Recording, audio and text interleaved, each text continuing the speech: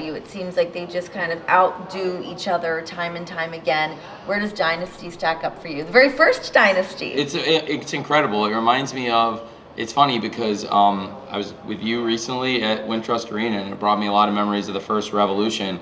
And like it felt that night like we debuted a new franchise, and that's what it felt like tonight. Like we started a new franchise, and back-to-back pay-per-views. I mean, this is probably back-to-back my two favorite shows ever to do. That Revolution we just did at Greensboro and send Sting off, and that and the original Revolution are probably two of my favorites. I think the original Revolution and Revolution 2024, and tonight the first Dynasty. So and you take that and maybe put the original Double or Nothing and Double or Nothing 21 in there. That's pretty good. All Out 21's a good show, but this was definitely one of our best shows. We've had a lot of great ones. Back to back, these last two have been incredible. And we had a tough act to follow because I thought the last Revolution, top to bottom, all the great matches on the show, with great matches like Bryan Danielson versus Eddie Kingston, Ospreay versus Takeshita, Mox and Claudio versus FTR, and to have Sting's retirement match. It was one of the best shows of all time, and then to follow it tonight, top to bottom, with one of the best shows of all time. I thought, to me, it was one of my favorite nights ever, and being up here with some new champions and some great wrestlers, it was really special. Yeah, it feels like a very special time for the entire company right now. Guys, the floor is all yours. Hey, Tony Garrett from Paste. Was there a specific moment or match when you realized Swerve was the guy that you were going to run with? It's a great question. Definitely, I think in the Hangman Page matches, that's when Swerve, I think, during his rivalry with Hangman Page, stepped up another level. I mean, I've thought for a long time Swerve's really, really interesting. In Casino Battle Royale in 22 and the Royal Rampage in 22, Swerve really, not long after he arrived in AEW, started making a splash, throwing out some of the biggest names in AEW, swerving people in Casino Battle Royale 22, swerving people in the Royal Rampage, and then getting involved with his own tag team partner in kind of a rivalry, and then becoming a world champion as a tag team star, and then breaking out in a singles rivalry. He just kept stepping up further and further and further. But I definitely think the biggest leap was during his rivalry with Hangman Page, and I think that's one of the best rivalries ever in AEW, Swerve versus Hangman. And tonight, I think he cemented his legacy, became the world champion officially, but certainly in recent months, I think Swerve and Samoa Joe has become this incredible rivalry. And it really, in recent weeks, I thought they had one of the best contract signing segments I've ever seen. And there's been so many contract signings in wrestling. We've seen so many. And I think for me, Swerve and Samoa Joe will go down as one of the best. And also, really, on Dynamite, went off with an amazing moment with that Swerve stomp on the pile and then the Muscle Buster. And they went into the pay-per-view on such a high note and then had an amazing match in the main event and left the pay-per-view on an amazing high note. It's been a really great week for the company in so many ways. And I think really, definitely Swerve has stepped up. But if the moment I think he took that leap is when you beat a former world champion like Hangman Page in iconic rivalry. I think that, really cemented him to me. Tony, next question over here. Hi, Tony. Jack Garner of 89.1 KCLC. I want to ask you, everybody always talks about how great a wrestling city St. Louis is. How do you think the crowd today lived up to that expectation? It was fantastic. It was years ago that I promised St. Louis they would get a great pay-per-view, and I think we lived up to it in every way, shape, and form, and the crowd lived up to it too. St. Louis is a great wrestling city with an amazing, amazing history. When I was 12 years old, I used to talk to Lou Thez on AOL. And Lou Thez, and I picked up stuff from Lou Thez when I was like, Lou Thez taught me how great Buddy Rogers was, and he was totally right. When you go back and watch, Buddy Rogers is like one of the best wrestlers of all time and one of the most influential of all time, and both of them, two of the most influential of all time. And great history of pro wrestling here in St. Louis, and I'm really happy that, we've had shows here that have been excellent before, but tonight was by far the biggest attendance AEW's ever had. We had an amazing crowd, and I think one of the best shows we've ever done, and put our stamp and an indelible moment for AEW in the history of St. Louis wrestling, which is so rich. It's a great town, and it was great to have Dynasty debut here in St. Louis tonight. Thank you. Question over here. So I guess that footage that aired on Dynamite, I think some people might say you probably were right, or maybe some people might disagree, because I felt like Jack Perry today felt like a bigger star than he was before. Could you just talk about Jack Perry's return tonight and the crowd reaction for him? Well, I'm really excited about a lot of things happening in AEW. I think Jack Perry's return got a lot of excitement. It got a huge reaction. Again, I mentioned we were in Chicago. It was a great night for the company when Jon Moxley became the IWGP World Champion. And I got to watch Jack Perry's return to American wrestling in New Japan Pro Wrestling. He got a massive star reaction at New Japan Pro Wrestling's Windy City show. And I think he's been doing great work in New Japan Pro Wrestling. And when you go over, do an excursion, have a great run like he had in the New Japan Cup and a great performance like he had against Shota in Chicago, I think that had a lot to do with it. I do think we made a bold call in the run-up to this match, and really it heightened the circumstances, and I do think it added to the presentation of the moment of Jack Perry's return tonight at AEW Dynasty, and the pay-per-view was a home run, and I think a lot of people felt like it was a great return. Also, I felt like it was important to explain partially where Jack's been, because the last time we saw him on AEW television was at Wembley Stadium. He went through the curtain. We never saw him again since. So I did feel like some responsibility to the viewer, given I knew Jack was going to return to AEW, that explain where he's been. Another question over here. Hey Tony, Caden Lee, WrestlePurist. Mercedes Moné's debut match in AEW was announced tonight against Willow at Double or Nothing. With about 70 days between Big Business, her debut in AEW in general, and then her debut match, a lot of fans are speculating about the status of Mercedes Moné coming off of that injury last year against Willow. Is Mercedes Moné right now cleared for a singles match? She'll be cleared at Double or Nothing for the singles match, and that was a big part of this, knowing that it's been a major road for her to return from the injury. Big Business, we did a great crowd in Boston. It was a great crowd last year in Boston. We drew even more fans this year for Big Business and really stepped up, and I think her presence was a huge part of that, and it was great to have that moment, but also start building up some real excitement around the championship, some real excitement around AEW to have a top free agent arrive on the big stage like that on Dynamite in the TD Garden in Mercedes' hometown. Got a great reaction. I think it's built a lot of excitement. Now we know Mercedes is going to challenge for the TBS title. Like Willow said, she's going to be an active champion. So we do know Mercedes has been out about a year. When she wrestles at Double or Nothing, it will be a full year since she last wrestled, and it was against Willow. She blames Willow for causing this injury, and really they've been butting heads since Mercedes arrived, but there are a lot of variables here. We've seen backstage attacks, assailants, and Willow has said she's going to be a fighting champion, so there could be more matches before, but we know Mercedes will be cleared for later in May, about just over a month from now, Double or Nothing. I'm really excited for it, for Mercedes to come here. She's one of the most decorated champions in wrestling. I think for her to walk in, somebody with one of the best resumes of any champion in the sport, to come in and challenge, it makes a lot of sense. For the TBS and the TNT championships, we've had outsiders come in. It's a little different than the top 5 rankings criteria we've had around the World Championship or the World Tag Team Championship or the World Women's Championship. I definitely think what we've seen with Mercedes in her career, she's one of the best big match spotlight wrestlers in the sport. And when she was wrestling Willow last time, the fact is she got hurt. She's been out now a year going into this match, and Willow has really stepped up in that time. Willow is the TBS champion. She's going to be an active TBS champion. If she is still the TBS champion going into Double or Nothing, she'll go in not only the TBS champion, but the reigning Owen Hart Foundation Cup winner, and the last person to beat, the last person to wrestle, and really the person to put Mercedes Moné on the sidelines, all the above. So a lot of excitement around the match. So she will be cleared for Double or Nothing for sure. Thank you. Do a few more for Tony right back here. Alicia McPherson. I'm with Fox 2 News 11 here in St. Louis. You said St. Louis has a great wrestling history and is a great wrestling town. Is that a commitment to bring another pay-per-view back? I would love to come back, and the pay-per-view calendar is set for the rest of this year. But definitely after a great night tonight, St. Louis will be back. I can't wait. More events here and down the line. I would love to bring a pay-per-view back to St. Louis. I think we've already announced all the pay-per-views for the rest of 2024. But absolutely in the future. I think after the first AEW Dynasty, tonight was such an amazing night, largely due to the amazing environment that the city of St. Louis and the crowd provided.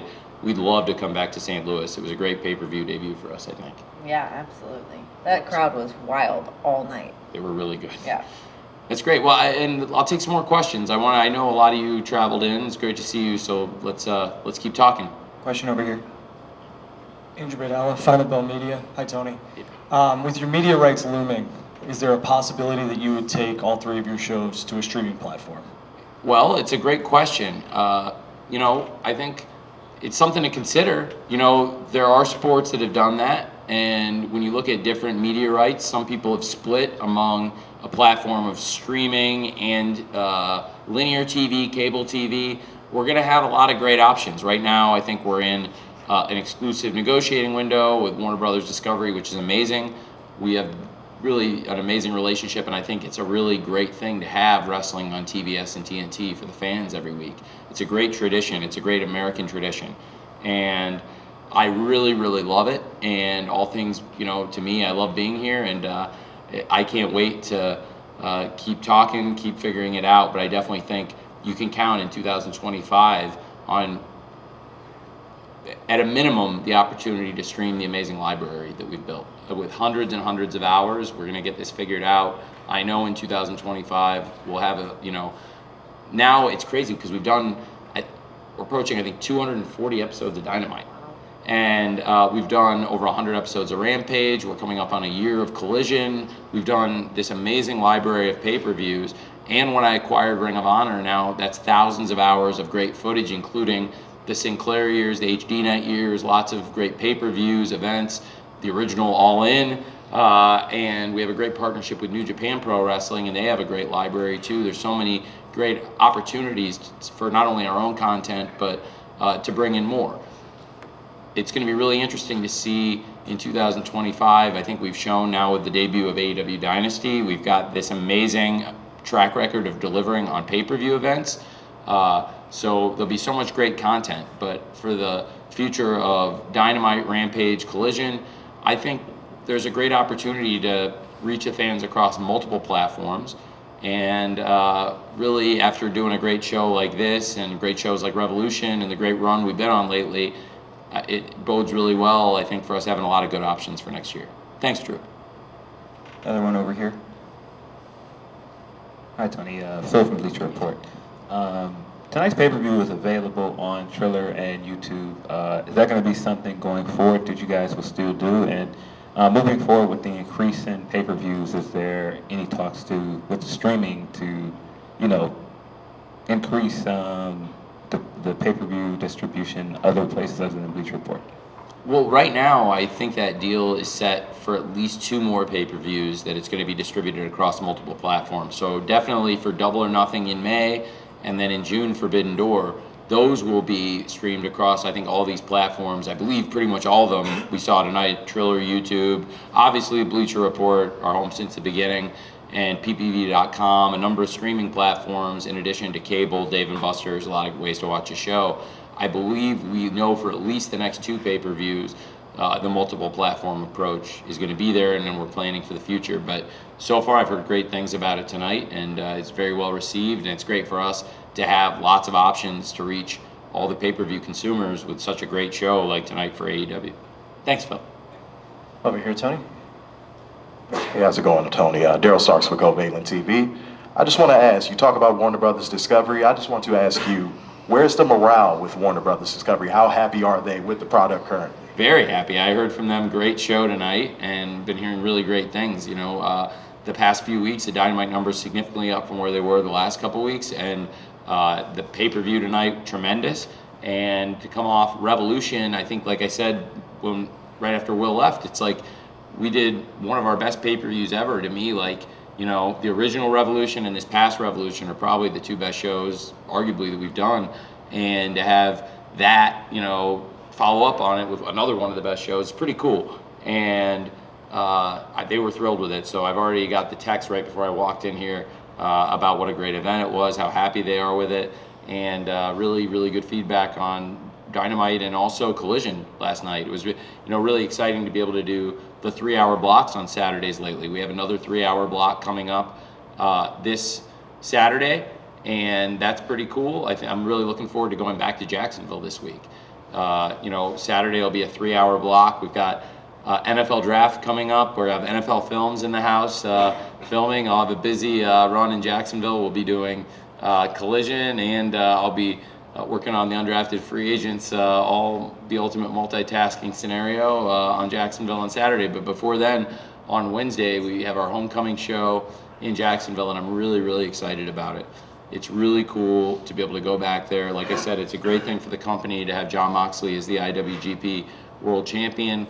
Last night we saw Mox at Collision, and we saw Powerhouse Hobbs and Don Callis, who's got a lot of pull in New Japan, has gone and played his old IWGP political games. And like he said, he led Kenny Omega to the IWGP title. He's been a mastermind over there before, and I do think it's going to be a great match on Wednesday. I would like to remind everybody, we found out the show is coast to coast live. We'll be reminding people about, we said it a few times last night and said it again tonight. The show's on at 5 p.m. Pacific this week, so for our West Coast fans, it's not your usual 8 p.m. start time. We're on live, coast to coast. We're the lead-in for the NHL, which is a great opportunity for us to be the lead-in. I think they'll get a nice lead-in from us for their game. And we love being the beneficiary of great lead-ins sometimes too, and I think Saturday we're going to have a great lead-in from the NBA playoffs. So Collision starting probably 8:30 on Saturday, which gives me a little extra time to get the best undrafted free agents signed up and get my golf cart back and forth between the stadium and Daly's place. Really, really great show tonight, and I think they were thrilled with it. I already heard from them, but it's a big week coming up anytime we go back to Jacksonville Daly's place. Thanks. Question over here.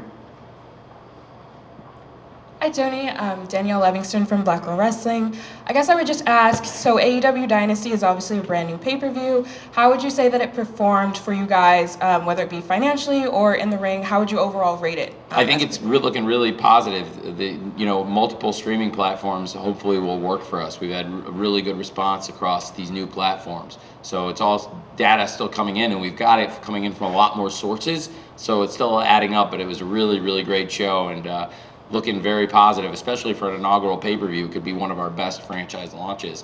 A bunch of people were saying it really felt like we launched a new franchise tonight, which is amazing because we've had really expanded, from where we started. It's crazy to think where we are now, going from, we used to do 2 hours of TV, now we do 5 hours every week, and we started with, quarterly 4 really great shows. We added Forbidden Door to go to 5 and 22. Last year expanded to 8. 9 now. We've gone from 4 to 9 since we began, and it feels like each one has added something and made the experience better. And I think that speaks to the quality of the wrestling and the roster, that we've gone from doing 2 hours of TV to 5 every week, and that we've gone from doing 4 pay-per-views a year to 9, and that we actually feel really, I think, stronger, and we've added. It's pretty great. And really, to look back at it now, consistently doing great shows. A lot of people thought this was one of our best weeks of TV. I think it was a really great week. Dynamite was really great. Collision and Rampage last night, really strong. And then, adding the pay-per-view into it, just start to finish great. Going back to Jacksonville, it feels really good.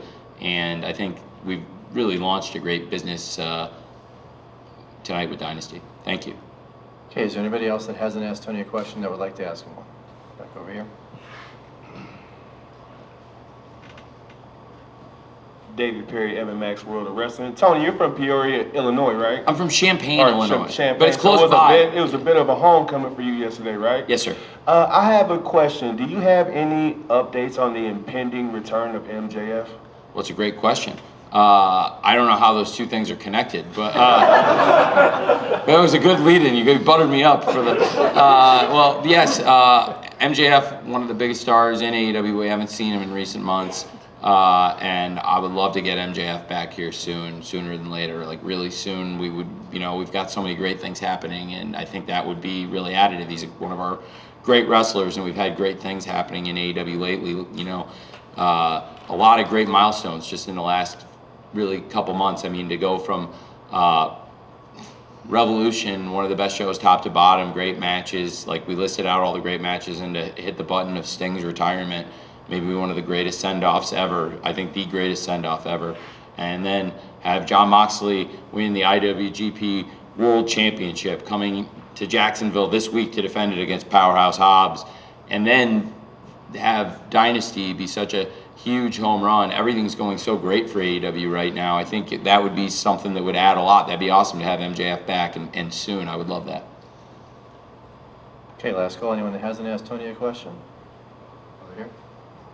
Hi, Joel Torres Contralona. Alongside MJF, there are also two stars that are missing, Kenny Omega and Dr. Britt Baker. What can you tell us about them? Well, I would look forward to seeing both of them as soon as we possibly can. I think both of them have been recuperating from totally different things, and both great former world champions for AEW, and hopefully we can see them both soon. Going to Winnipeg, it would be great, even if he can't return, to see Kenny Omega. I think that would be pretty awesome for the fans up there. So that's still something I'm optimistic. Hopefully we could do, but also for Dr. Britt Baker, the sooner she's back, the better. She's a great world champion for us and a great representative of AEW. We've missed her, and that would be tremendous. We saw Adam Cole back tonight, and hopefully see Dr. Britt Baker back sometime soon too. And we've missed Kenny Omega. I've talked to him a few times this week, and he's one of our greatest champions, one of our greatest stars ever, and he's been here from the beginning, so we definitely miss him. Okay, I think we had everybody on this side. Anybody who came and traveled, I'd love to make sure everyone gets at least one question. Going once? Great. I think we're good. It's great. Well, I appreciate you all being here. Thank you. Luckily, it's a pretty central location, so it's not too far for anyone, I hope, but I really appreciate everybody, local media and everybody who traveled to be here. Without all of you covering AEW from the very beginning, really when we launched, especially before we had TV, it was really a lot of you that gave us these great opportunities and made it possible to launch AEW. So God bless you, and thank you for being here. Thank you, Renee, for hosting this. Of course. It's great. Let's hear for Renee. Thank you guys so much for coming.